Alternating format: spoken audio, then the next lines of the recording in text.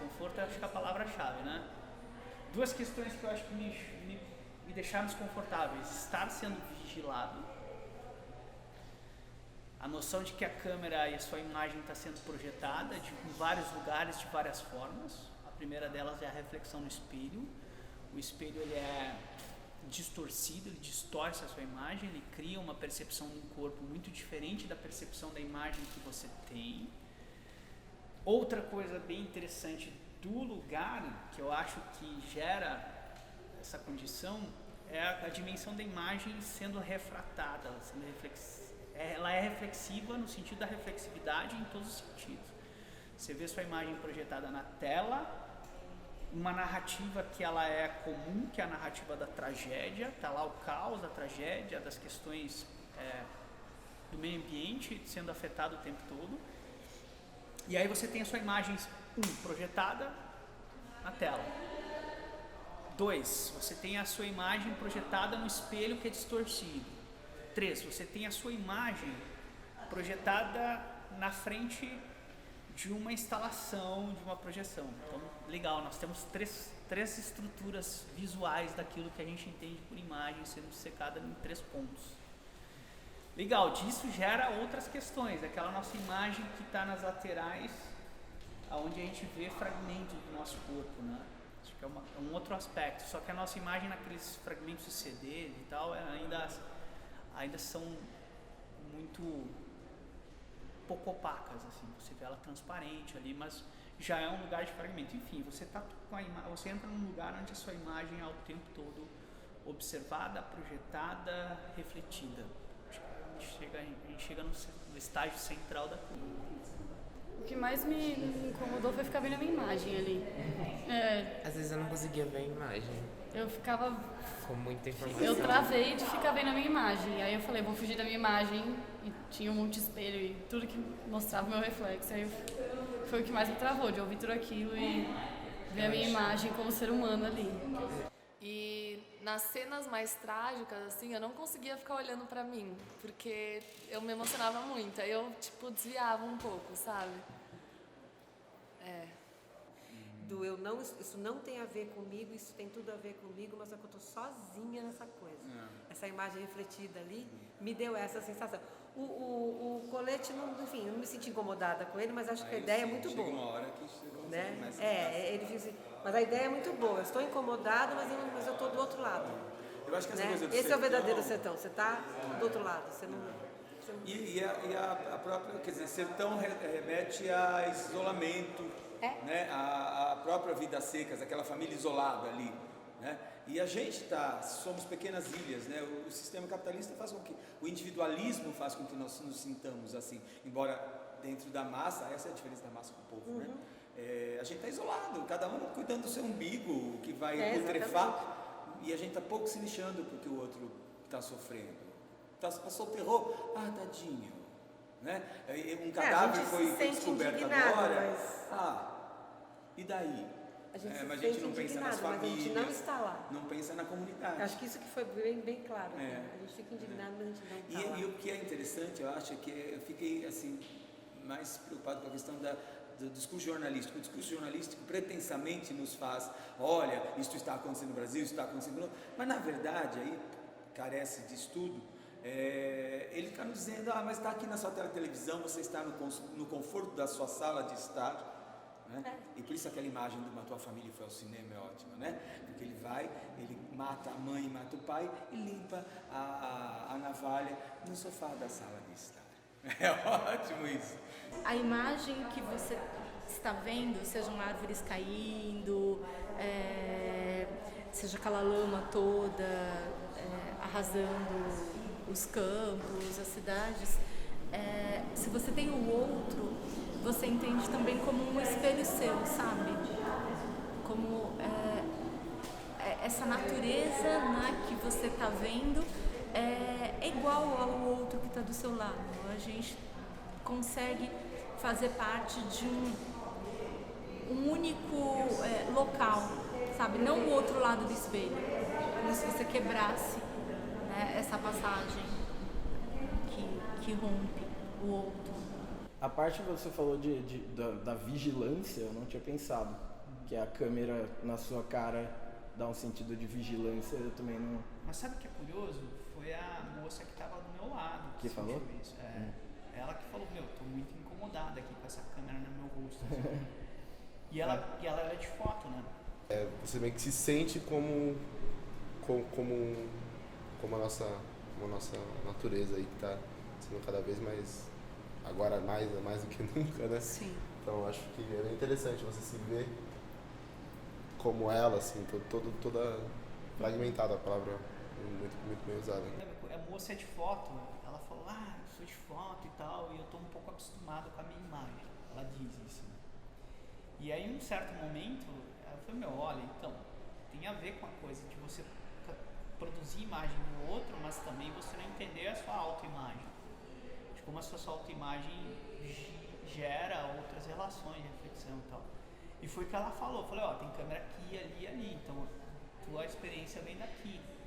Dessa sensação de ser vista por alguém o tempo todo, né? Mas é legal, porque da moça, de novo, acho que é onde a experiência foi interessante para mim, mas pode não ser interessante para o outro que entrou lá, que espera sair da instalação para interagir com a reflexão. Curioso, né? Porque a proposta estética é reflexão, é refletir, é gerar reflexão. Só que a reflexão não vem durante a obra, porque a gente está muito acostumado, né, com a coisa do cinema, da obra, ela tem que ter uma reprodução e dentro dessa reprodução eu não gero diálogo. Eu não gero diálogo pessoal, assim, com o outro talvez. O tempo no filme é algo que você perde, né? Tipo... O tempo da instalação não. É uma sensação perturbadora. Por quê? Que é o que eu acabei de falar a hora que eu saí. É estranho porque dá uma vontade enorme de continuar lá dentro. Eu não sei por quê, porque as imagens e a proposta é horrível, né? A gente vê cenas aterrorizantes. E no entanto eu tenho vontade de ficar lá, porque me parece que tem muito para se entender, para se descobrir. Eu acho que a coisa dos reflexos, dos espelhos, da ambientação, da voz do Arnaldo Antunes, do poema, eu acho que parece gritar que a gente tem que ter mais tempo para entender o que está acontecendo. Né? A gente precisa entrar mais em imersão com esse tempo da Terra, sabe? Esse tempo geológico. A gente está inteiro na tela e o espelho que desforma. E aí a gente entra realmente numa realidade daquelas coisas não pertencerem mais a gente, daquele povo que ficou sem casa. E ele fala do peixinho que você pode comer, do cachorro, insuportável, né? O cachorro, quando ele fala do cachorro, gente, é insuportável. Mas... Agora, essa ideia, eu acho que é interessante, essa coisa. Eu fiquei, assim, depois que eu me vi dentro do computador, eu fiquei parado em mim lá. Claro que depois você começa a perceber que existe aquela imagem que é muito mais, narrativamente muito mais poderosa, e ao mesmo tempo você assíduo espectador de jornal nacional que somos, né? Você vê que você não conhece essa imagem, né? Essa narrativa já me fizeram. Só que é uma narrativa, acho que a sensação que fica aí com os coletes também, você percebe o quanto a narrativa do William Bonner e dos seus congêneres, dos seus clones, é adocicada, é tranquilizante. Olha, aconteceu isso aqui, vê que coisa desagradável. E é o que a voz do Arnaldo Antunes faz, né? O óbvio, o cotidiano, o banal, né? Enfim. Acho que eu poderia ficar muito mais tempo aqui dentro, assim. Acho que tem uma estrutura imersiva muito potente que vocês criaram. Dá uma confusão de espaço, de corpo, porque você não sabe de onde as câmeras estão vindo, de onde o som está vindo. Aos pouquinhos você vai entendendo também esse mashup de notícias que vocês trazem do fim do mundo, assim. E aí essas telas que a gente fica no centro do problema, eu acho super forte também, assim, porque de algum modo é isso, né? Sempre parece que essas questões estão fora, quando na verdade o centro do problema está na gente. Ao mesmo tempo, assim. Se você virar para tela quando você está olhando aqui, é a sua sombra que está lá, né? É como se fosse uma parte escura ali, né, que tampa a projeção, né? Porque, então, acho interessante que você consegue ver pelos dois lados, tanto olhando para a sua própria sombra, quanto olhando para a reflexão ali no monitor, né? Sim. Entendi que a gente fez tudo errado. Por quê? Porque a gente erra todo dia, né? No lixo que a gente produz, nas coisas que a gente deixa de fazer.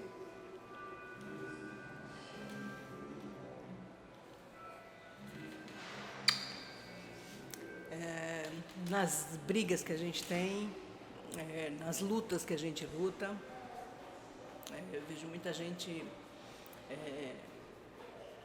pedindo por coisas que realmente não têm valor. Muito legal. E não estamos defendendo o que precisa. E aí tem um monte de coisa acontecendo que a gente não dá valor, né? Somos todos responsáveis por isso, né? Faz parte. É isso mesmo.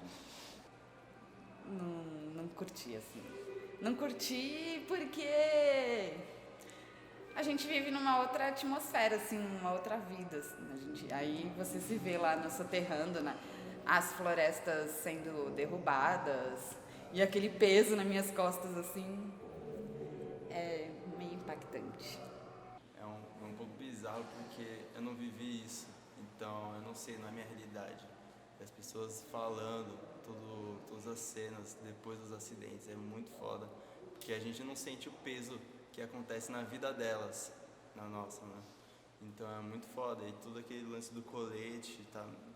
Tipo, eu me senti um pouco com frio, um pouco com calor, um pouco meio estranho, tipo, ter que pensar na hora o que tá acontecendo foi um pouco mais complicado. E aí, tipo, a música tocando, vendo meu reflexo, vendo o bagulho desmoronando, vendo... Era a Mariana que tava rolando o vídeo? Mariana e Brumadinho. Fudido. Foda. Então é o peso da desgraça humana. Exato. É o homem destruindo tudo, né? E nós fazendo parte disso, hein? Sim. E agora vocês vão montar aí uma coisa para melhorar, né? O colete foi pesando. O colete vai pesando. E aí você tenta, vou dar uma escapada e não dá pra dar uma escapada. Todo lugar tá refletido, tá ali, tá vendo vídeo. Ali. Achei muito interessante também a questão dos pesos, que mostra que a partir de certo momento ele começa a incomodar. Então, é esse incômodo que fica nos ombros, né, se essa expressão correta que eu posso usar aqui. Também acho muito interessante a combinação de tudo isso, mais os reflexos que tem à volta e mais o espelho que tem na frente, que tudo isso fica o tempo inteiro apontando para você como se toca, você também faz parte de toda essa tragédia. Acho que é essa experiência que eu tiro disso. A única coisa é que eu saio com um estado de sensação. Eu tenho um bloco de sensações. Não chego a conclusão nenhuma, não há lugar de conclusão, mas eu saio com um bloco de sensação, que é o mal-estar. A gente acha que toda peça audiovisual ela tem que produzir necessariamente sentido, conexão, produção, história, narrativa. Existem outros lugares, não necessariamente o lugar da narrativa, que são os blocos de sensações. Aquilo que, quando a gente tem um arrepio com a coisa, não é porque ela está contando uma história, mas é porque ele me arrepiou, porque ele me criou uma sensação. Então tem essa coisa do peso, né? Por isso que eu falei, eu achei que o colete podia ser mais pesado ainda, né? Para ficar mais desconfortável. Ainda a gente está dividindo a bagagem é mais pesada, sabe? A gente causou mais peso. Mas o simbólico funciona muito bem do colete. Legal. A gente percebe que a gente carrega de culpa nisso tudo. Não, ele ficou pesado assim, não que eu coloque, mas depois que você começa a prestar atenção no ato, você não percebe ele, só se você procurar, né? Mas e aí você já percebe uma certa leveza sem ele. Sim. Aí depois sim que você sai de lá de dentro, parece que já está no clima, saindo do clima, aí você já sente o peso e você já quer tirar ele. Por incrível que pareça, foi boa, foi libertador. Por mais que não tivesse feito muita diferença o peso, só de tirar já é muito bom. Eu acho que a primeira coisa quando você coloca o colete é você sente um peso, mas ele na hora que você entra mesmo e você vê aquelas imagens e o som e tudo mais, parece que esse peso se transforma. Ele não é mais um peso físico, ele é um peso mais psicológico, digamos assim, um peso moral, eu acho. E você ficar olhando aquelas imagens, principalmente acho que aquela imagem de Brumadinho é muito forte do desmoronamento. No começo ele é só um pezinho, mas à medida que você vai ficando com ele, ele começa a ficar um pouco mais incômodo, né? Gradativamente ele começa a ficar mais incômodo. Porque se é muito pesado direto, aí você já se incomoda direto e acho que aí não seria uma experiência para reflexão tão legal. Mas a partir do momento que ele começa com um certo nível de peso e aí vai gradativamente aumentando, vai ficando mais incômodo, eu acho que acrescenta para a experiência, assim, sabe? Que dá uma sensação de imersão, assim. Tipo, até chegando com fardo, assim, né? Você meio que caracteriza nenhum personagem, assim, né? E pra compor toda uma narrativa e tal. Eu achei que no começo ele era pesado, mas depois eu me acostumei com ele. Como tudo, né? Como a gente se acostuma com tudo. Como tudo. Se acostumando com como tudo, né? No começo ele fica uma coisa que incomoda, mas é depois como tudo. Como incomoda, tudo. mas você acostuma. E você vai acostumando com os incômodos, né? Com as coisas que te incomodam. É assim que as coisas funcionam, né? Você vai se adaptando, né? Se eu estou buscando sentido o tempo todo, minhas respostas elas já estão prontas, já estão dadas. Quando eu estou buscando bloco de sensações, eu estou buscando uma experiência para o lugar, que é uma outra coisa. E sim, essa instalação vai para esse lugar. Assim. Se você fala em respostas, não acho que ela produz respostas. Né? Acho que ela está num outro campo. Assim. Ela está num campo da reflexão. Ela está no campo de refletir, cara. Refletir assim. Não é resposta. Refletir é outra coisa. Refletir é você também se permitir a dúvida, se permitir a abertura das coisas. Refletir é... Eu vou fazer uma série de perguntas aqui, mas não necessariamente que você vai sair com uma resolução. Então, eu achei interessante como a gente fica de espectador das coisas que estão acontecendo, né?